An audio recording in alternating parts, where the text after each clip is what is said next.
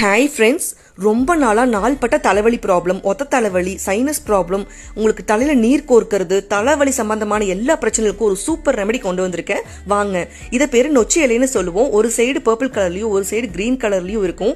இது நீங்கள் எண்ணெயில் போட்டு கொதிக்க வச்சு எண்ணெயாகவும் யூஸ் பண்ணலாம். இல்லைன்னா நம்ம குக்கரில் போட்டு கொதிக்க வச்சு ஆவியும் பிடிக்கலாம். இன்னைக்கு நம்ம ஆவி பிடிக்க போகிறோம். ஒரு குக்கர் எடுத்து காப்பங்கு தண்ணி நான் எடுத்துக்கிறேன். இதோ இந்த அளவு. இப்போ நம்ம ஸ்டவ்வுக்கு மாற்றிக்கலாம்.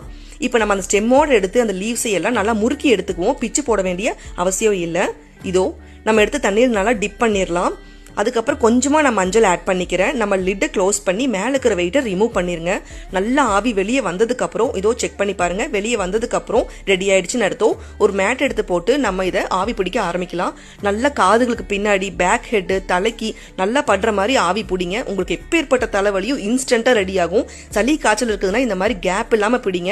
உங்களுக்கு சளி காய்ச்சல், நெஞ்சு சளிக்கெல்லாம் அவ்வளோ சூப்பராக கேட்கும். உங்களுக்கு டோலோ,